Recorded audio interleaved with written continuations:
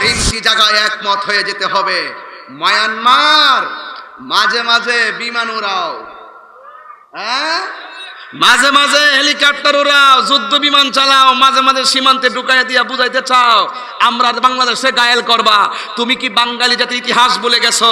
লাঠির সামনে দাঁড়িয়ে গেছি, আরে বাবা অস্ত্রের সামনে লাঠি নিয়ে দাঁড়িয়ে গেছে আমার বাপ দাদারা। কথা বলেন না কেন? কথা বলেন না কেন? কথা বলেন না কেন? এই দেশে শুধু আর্মি, র্যাব আর বিজিবি নয়, মনে রাখো আমরাও আছি তাদের সঙ্গে। এই বাংলাদেশের ইঞ্চি ইঞ্চি মাটি আর মুক্তিযুদ্ধের চেতনা, স্বাধীনতার শক্তিকে কেউ যদি খর্ব করার অপচেষ্টা করে, আল্লাহর কসম আমরা সকলে মিলে রুখে দাঁড়াবো। হাত তুলে বলেন ঠিক কিনা? এখনো সাবধান হয়ে যান, কয়েকটি জায়গায় আমরা একমত, সব কিছুর ঊর্ধ্বে গিয়ে জবাব দিতে হবে। কেউ যদি আমার নবীর বিরুদ্ধে কথা বলে তাহলে আমাদেরকে ঐক্যবদ্ধ হয়ে যেতে হবে।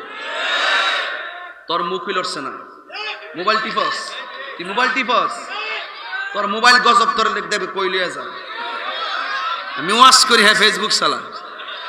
কয়েকটা জায়গায় এক হয়ে যেতে হবে। কেউ যদি আমার নবীর বিরুদ্ধে কথা বলে, কে কোন দল করে জানি না, সবাই মিলে প্রতিবাদ করতে হবে।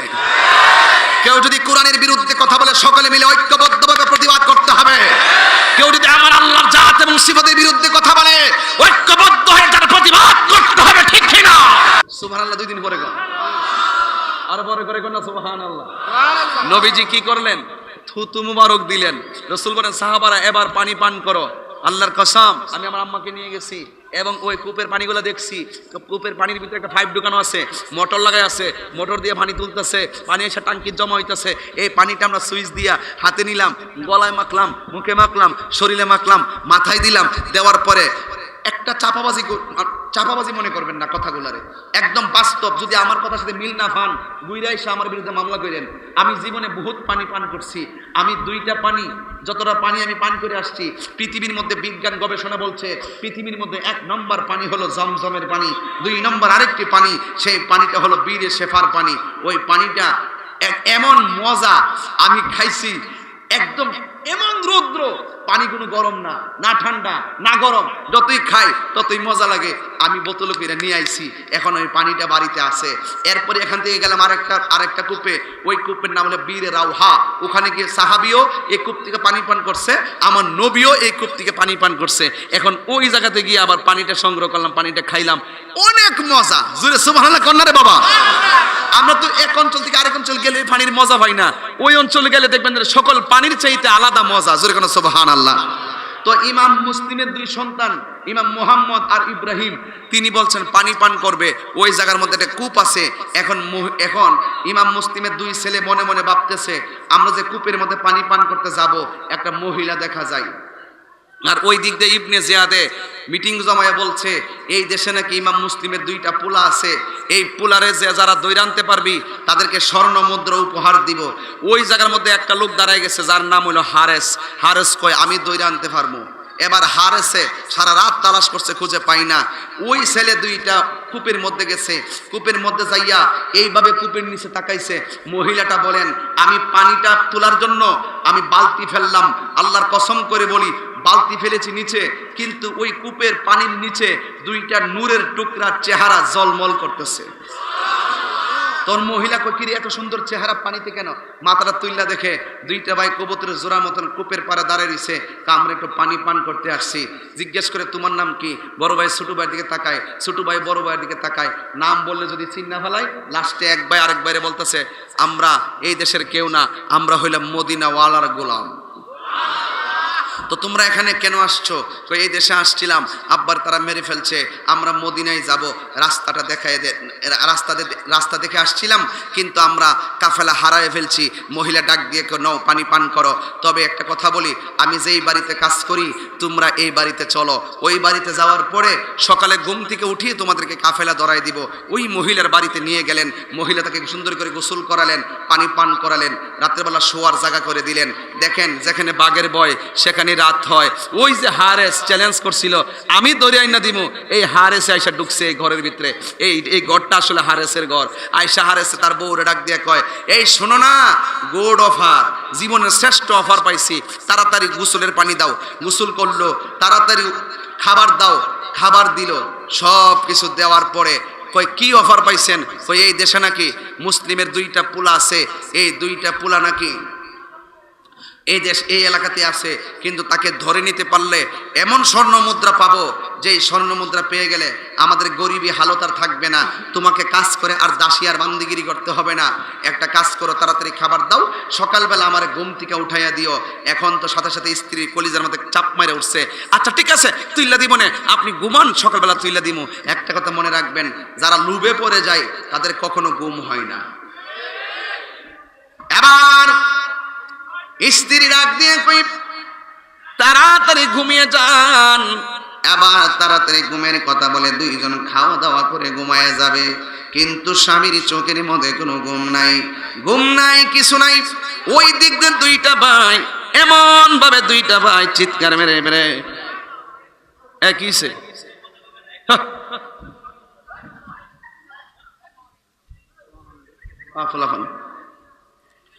আবার দুইটা ভাই পর্দার একটা আড়ালে সুন্দর করে ঘুমিয়ে আছে, কিন্তু স্বামী তার চোখের মধ্যে ঘুম নাই।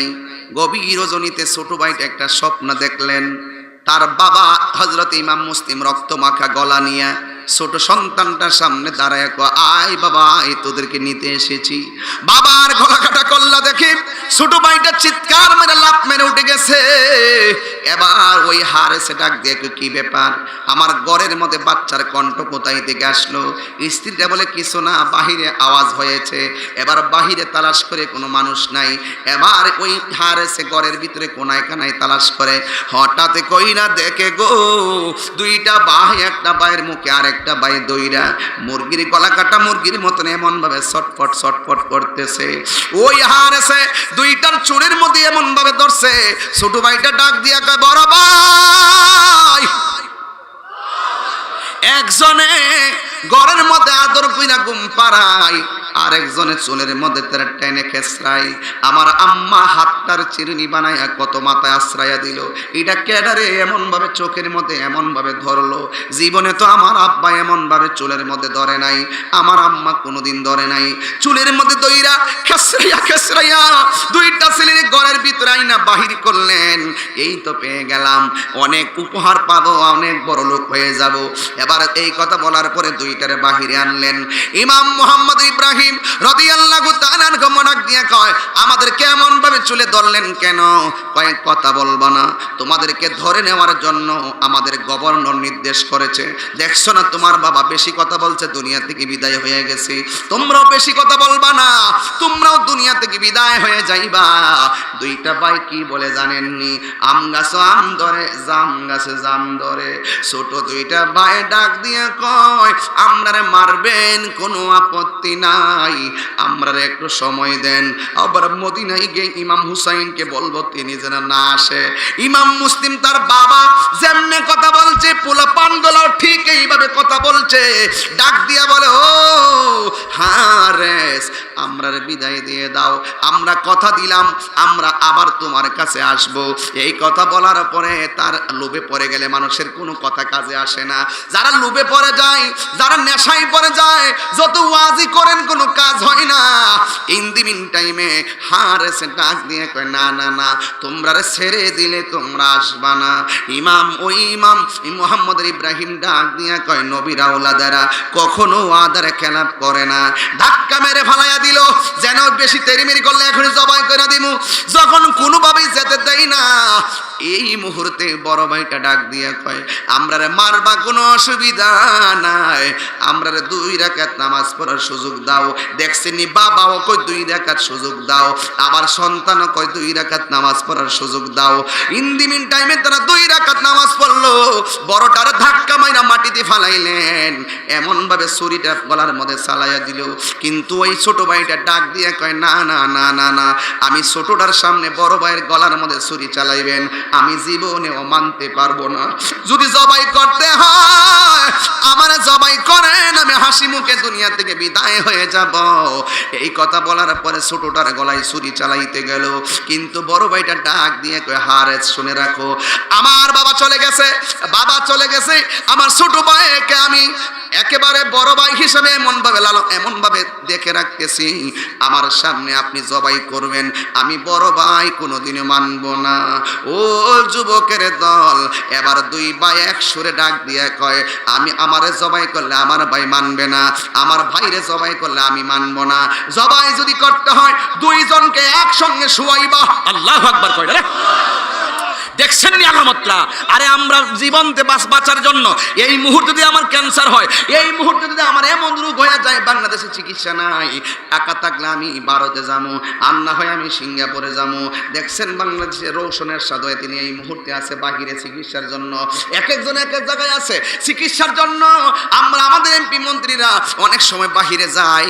ইন দি মিন টাইম আমরা হুজুরদের মধ্যে বখতিয়ার হুজুর যখন অসুস্থ হয়েছে, আমরা বখতিয়ার হুজুরও বাহিরে পাঠাইছি চিকিৎসার জন্য। আরে বাবা, বাঁচার জন্য কত আকুতি, চিকিৎসা কইরা বাঁচতে চায়। আর নবীর আওলাদ কেমন আওলাদ, মরার জন্য শাহাদতের সুদা পান করার জন্য হাসি মুখে তলোয়ারের নিচে গলাটা বিছায়া দেয়। আল্লাহু আকবার।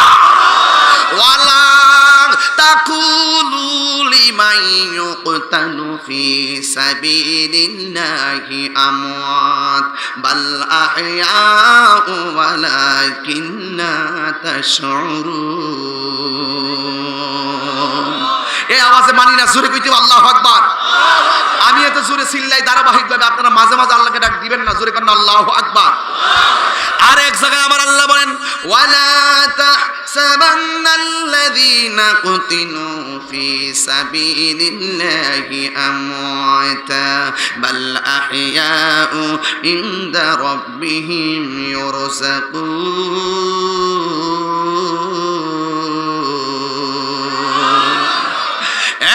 যুবকের দল, ইমামে আলী মুকামের ওই দুইটা সন্তান, ইমাম মুসলিমের দুইটা সন্তানকে তারা গলার মধ্যে ছুরিটা চালাইয়া দিল। বন্ধুরে, ওই দিক দিয়ে হুসাইনে চলে আসতেছেন কুফা নগরীতে, কিন্তু এমন একটা জায়গায় আসার পরে খবর পায়ে গেল ইমাম হুসাইন দুনিয়াতে, ইমাম মুসলিম দুনিয়াতে নাই, তার দুইটা সন্তান কাশ এ মুহাম্মদ আর ইব্রাহিম দুনিয়াতে নাই। এই খবরটা পাইয়া ইমাম হুসাইন ৭১ জনকে ডাক দিয়া কই, শুনো, তোমরা এখানে আসছো ভালো কথা, আমরা যারে পাঠাইছিলাম কুফাতে সে দুনিয়াতে নাই, তার সন্তান দুইটারে মাইরা বালাইছে। আমি চাই না তোমরা আমার সঙ্গে গিয়ে দুনিয়া থেকে বিদায় হয়ে যাও, তোমরা এখানে একটু দাঁড়ায় যাও। সবাই এক জায়গায় দাঁড়ায় গেছে, রাত্র হয়ে গেছে। ইমাম হুসাইন ডাক দিয়ে কই, শুনো, তোমরা রাতের অন্ধকারে যে যে দিক দিয়ে পারো সেই দিক দিয়ে চইলা যাও, কিন্তু আমার সঙ্গে গেলে হয়তো ইমাম মুসলিমের মতো তোমাদেরও জীবন দেওয়া লাগতে পারে। এই যখন অবস্থা, রাতের বেলা গভীর হয়ে গেছে, গভীর রজনীতে যার যার জায়গায় বসে আছে, কেউ বসে বসে কাটাইতেছি, কেউ ঘুমায়া ঘুমায়া কাটাইতেছি, কেউ হাইটা হাইটা কাটাইতেছি। হুসাইনরে রাইখে কে আমরা জামুগা, গেলে হুসাইনের কি অবস্থা হবে? হুসাইনরে রেখে যদি যে চলে যায়, হুসাইন যদি একলা শহীদ হয়ে যায়, তাইলে আমরা আল্লাহর দরবারে কি জবাব দিব? এক একজনে এক এক রকম ভাবতেছে। আল্লাহর কসম, রাত্র গভীর হয়ে গেছে, আর সকালবেলা আজান হয়ে গেল। আজান হওয়ার পরে ফর্সা হয়ে গেল। যার নামাজ আদায় করলেন, নামাজ আদায় করার পরে হুসাইন বলেন, আমি রাতের বেলা ঘোষণা করলাম সবাইকে চলে যাওয়ার জন্য। আল্লাহর কসম, আমি তাকে দেখলাম একটা মানুষ হুসাইনকে ফালাইয়া মাঠ থেকে পলায়ন করে না। এরা নবীর আওলাদ, এরাই সচ্চা আশিকের রাসূল। আজকে বাংলাদেশে হকের প্রশ্নে যখন কথা বলতে আসে, অনেকে জীবনের ভয়ে তারা সত্য কথা বলে না, ঠিক কিনা বলেন? তিনটি জায়গায় একমত হয়ে যেতে হবে। মায়ানমার মাঝে মাঝে বিমান উড়াও, মাঝে মাঝে হেলিকপ্টার উড়াও, যুদ্ধ বিমান চালাও, মাঝে মাঝে সীমান্তে ঢুকাইয়া দিয়া বুঝাইতে চাও আমরা বাংলাদেশে গায়েল করবা। তুমি কি বাঙালি জাতির ইতিহাস বলে গেছো? লাঠির সামনে দাঁড়িয়ে গেছি, আরে বাবা, অস্ত্রের সামনে লাঠি নিয়ে দাঁড়িয়ে গেছে আমার বাপ দাদারা। কথা বলেন না কেন? কথা বলেন না কেন? কথা বলেন না কেন? এই দেশে শুধু আর্মি, র্যাব আর বিজিবি নয়, মনে রাখো আমরাও আছি তাদের সঙ্গে। এই বাংলাদেশের ইঞ্চি ইঞ্চি মাটি আর মুক্তিযুদ্ধের চেতনা, স্বাধীনতার শক্তিকে কেউ যদি খর্ব করার অপচেষ্টা করে, আল্লাহর কসম আমরা সকলে মিলে রুখে দাঁড়াবো। হাত তুলে বলেন ঠিক কিনা?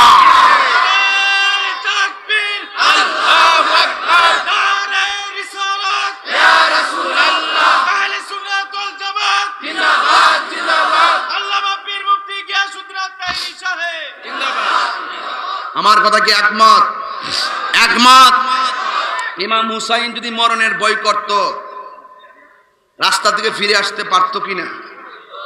ইমাম হুসাইন বলছেন, হকের প্রশ্ন যদি জীবন দিতে হয়, আমার একটা গজল আছে না, মুজে কুফাওয়ালো, কি গজলটা শোনেন নাই আপনারা?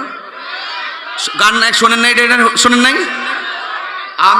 আমি মুজে কুফাওয়ালো, আমাকে কুফা আনা হয়েছে, আমি মুসাফির হয়ে আসি নাই, আমাকে মেহমান বানানো হয়েছে। কথা বলেন ঠিক কিনা বলেন? আমি পানি তৃষ্ণার্ত ছিলাম না, আমি হুসাইনকে তৃষ্ণার্ত বানানো হয়েছে। আল্লাহই জানে এটা কেমন মেহমানদারি। 72 জন পানিবন্দি থাকে, ওরা মেহমান বানায় নিয়ে পানিবন্দি করছে। আমার দাওয়াত করে আইন না যদি এখন আমার খাওয়ান না দিতেন, হ্যাঁ, এরপরে যদি আমার বসার জায়গা না দিতেন, এটা একটা গাদ্দারি হইতো না? হুসাইনের সঙ্গে এমন ভাবে মিল্লা জিল্লা দাওয়াত কইরা তার জন্য পানি বন্ধ। আরে কি জবাব দিত রে, যদি ওই সময় থাকতাম রে তাইলে বুঝাইতাম কয় মাসে বছর যায়। কথা কন ঠিক কিনা? এখনো এই এজিদের প্রেতাত তারা বাংলার জমিনে ঘুরে ঘুরে বেড়াইতেছে। কথা কন, কথা কন, কথা কন।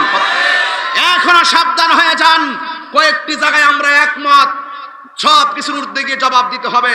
কেউ যদি আমার নবীর বিরুদ্ধে কথা বলে, তাহলে আমাদেরকে ঐক্যবদ্ধ হয়ে যেতে হবে। তোর মুখ লড়ছে না, মোবাইল টিপস, তুই মোবাইল টিপস, তোর মোবাইল গজব তোর লিখ দেবে, কই লিয়ে যা। আমি ওয়াশ করি, হ্যাঁ ফেসবুক চালা। সাবধান কইয়া দিলাম, কইয়া দিছি, কবর কিন্তু আগুন লে যাইস না। এই মোবাইল মূলে শেষ হয়েছে, কিন্তু মোবাইল তোর সময় খাইছে। আওয়াজটা ফুলাফান আসতে হয়েছে, সবই তো মোবাইল চালাস, ওয়াজটা বোঝেন গাড়ির উপরে মরছে। মোবাইল তোর সময় খাইছে, ঠিক কইতে হবে, শনি মঙ্গলবার লাগে। মোবাইল তোর সময় খাইছে, মোবাইল তোর টাকা খাইছে, মোবাইল তোর মায়ের সঙ্গে দূরত্ব বাড়াইছে, বউর সঙ্গে দূরত্ব বাড়াইছে, ভাই বোনের সঙ্গে দূরত্ব বাড়াইছে। মোবাইল তোর চরিত্র কাইরা নিছে, মোবাইল তোর ঘুম কাইরা নিছে, মোবাইল তোর ধ্বংস করে দিছে। এই মোবাইলের কারণে পরকীয়া তৈরি হইছে। ইমো হোয়াটসঅ্যাপ ভাইবারে ফিটিং করো, আল্লাহর গজব পড়বে তোদের উপরে। ঠিক কি না বলেন? আজকে থেকে নিয়ত করো, এই মোবাইল চালাবো রাতের বেলায়। হ্যাঁ অবশ্যই চালাবো, মোবাইল সবাই চালাবেন। একটা ওয়াজ করে দেওয়া যায়, আজকে রাতের বেলা আমার চেয়ারম্যান কোশ্চেন, যদি আজকে থেকে ফজরে দাঁড়ান, ফজর নামাজটা শুরু করেন না। আমিও বলে যাই, আর আজকে থেকে কামল করেন না, রাত্রে গিয়ে ঘুমাইবেন, ভালো করে শ্বাস দে। শ্বাসটা যতক্ষণ তাহে অতক্ষণ হ্যাঁ টিপতে দে। আর সবচেয়ে গরম বজ্র মারে মোবাইলের টিপ, নাম হইল টিকটিকি টিকটক না, এই টিকটক চালাইতেছে, একটা পরে আঙুলটা ঢালা দিতেছে, আঙুলটা ঢালাইতেছে, একটা পরে কাইতেছে, ফুটবল ক্রিকেট এইটা হিডা ললনা চলনা কলনা আইতাছে, আর হ্যাঁ দেখতেছে। আবার দেহে শ্বাসটা কুদ্দুর আছে, এই আবার আটটা চালাইলে শ্বাসটা যখন শেষ হয়ে জায়গা এমনি আবার ঘুমায় জায়গা। হ্যাঁ 12টার পরে উঠে আয়নার সামনে জায়গা দিয়ে সাফাটা ভাঙছিনি গজবার হাঁটি। আজকে থেকে মোবাইল চালাবেন রাত্রেবেলা। আজকে একটা ওয়াদা করবেন নি, রাত্রেবেলা শুবেন, শোয়া ইউটিউবে ঢুকবেন। কই ঢুকবেন? ইউটিউবে ঢুকবেন, সার্চে যাইবেন, যাই লিখবেন সূরা আর রহমান, তেলাওয়াতটা লাগাইবেন। লাগাই শুধু আজকে আমলটা করেন, সবাই বলে দিই, নিয়ত করেন যে আজকে তাহির হুজুরে আমলটা করলাম, সূরা রহমান। এবার আসবে আউযু বিল্লাহি মিনাশ শাইতানির রাজীম, বিসমিল্লাহির রহমানির রহিম।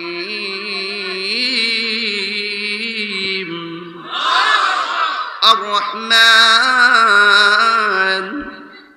আল্লামাল কুরআন, খলাকাল ইনসানা আল্লামাহুল বায়ান, আশ-শামসু ওয়াল কমারু বিহুসবানিন ওয়ান নাজমু ওয়াশ-শাজারু ইয়াসজুদান। এই তেলাওয়াতটা ইউটিউব থেকে লাগাই দিবেন, আর কানের কাছে রাখবেন। রাখিয়া কবেন যে হুজুর কইছে আজকে শুননা লয়, শুনবেন। শোনার পরে 1 মিনিট পরে 2 মিনিট যাবে, 2 মিনিট পরে 3 মিনিট, 3 মিনিট 4 মিনিট 5 মিনিট। একবার দেখবেন এই শুনতে শুধু ভালোই লাগবে। আবার কাটতে গেলে কবেন যে দূর আল্লাহর তেলাওয়াতটা কাটটা কেমনে আবার হেটা দেখ, গান দেখতে পারতাম না, দূর ছবি টিভি বাদ দে, এটা দেখতাম না আজকে, যা আজকে তেলাওয়াত শুনবো। এইভাবে শুনতে শুনতে শুনতে দেখবেন একদিন শুনতে হঠাৎ করে চোখের মধ্যে ঘুম আসছে, ঘুমের ঘরে স্বপ্ন দেখবেন আর রহমান বাজতেছে, এরপরের দিন ভালো লেগে যাবো। এইভাবে আপনার জীবন লাইফটাকে চেঞ্জ করেন না, একটু চেঞ্জ করেন না রে ভাই। এই মোবাইল মূলে তো আপনি শেষ হয়ে গেছেন, আপনার ভাল লাগে না, কোমর বেদনা করে, পিঠ বেদনা করে, কোমর বেদনা করে, চোখ বেদনা করে, চোখ ঢুকে গেছে গলা কাতার ভিতরে, হ্যাঁ এগুলো কেন? চোখ ঝাপসা দেখতেছো, সানগ্লাস লাগবো, এই চোখের জ্যোতি কমাই দিছে এই মোবাইল নামক গজব, ঠিক না বেটি? চেয়ারম্যান সাহেব ভালো করে বুঝবেন, একটা কথা বলে দেওয়া যায়, আমাদের সঙ্গে টিকটক আছে নিও, এই টিকটকের মাধ্যমে নিকলের এক ফোলা সম্পর্ক করছে, নাই তুই তুই আমার নাই, আমার নাই, আমার নাই, তোর নাই, তোর ভাইয়ের আছে, সব ঠিক করতে হবে, কতক্ষণ ঠিক না বেঠিক? আজকে থেকে মোবাইলের মধ্যে যে অপব্যবহার আছে এগুলো কি চলবে না বন্ধ হবে? কোরআন তেলাওয়াত চলবে না বন্ধ হবে? তাহলে আজকে থেকে ওয়াদা করো, কয়েকটা থেকে এক হয়ে যেতে হবে। কেউ যদি আমার নবীর বিরুদ্ধে কথা বলে, কে কোন দল করে জানি না, সবাই মিলে প্রতিবাদ করতে হবে। কেউ যদি কোরআনের বিরুদ্ধে কথা বলে, সকলে মিলে ঐক্যবদ্ধভাবে প্রতিবাদ করতে হবে। কেউ যদি আমার আল্লাহর জাত এবং সিফাতের বিরুদ্ধে কথা বলে, ঐক্যবদ্ধ হয়ে তার প্রতিবাদ করতে হবে, ঠিক কিনা? এটাই হলো কারবালার শিক্ষা। যা আল হাক্কু ওয়া যাহাকাল বাতিল ইন্নাল বাতিলা কানা যাহুকা। সত্য সমাগত, মিথ্যা দূরীভূত। অন্যায়ের কাছে প্রয়োজনে জীবনটা দিয়ে দিব, কিন্তু ঈমান দিব, কারো কাছে মাথা নত করব। এটাই হলো কারবালার শিক্ষা। ইমাম হুসাইনকে ফেলে কেউ যায় নাই, হাসি মুখে জীবন দিয়ে দিয়েছেন। আমরাও দ্বীনের জন্য, কোরআনের জন্য, নবীর জন্য প্রয়োজনে জীবনটা দিতে চাই। কে কে বিদায় বেলায় একটু হাত তোলেন। আল্লাহু আকবার।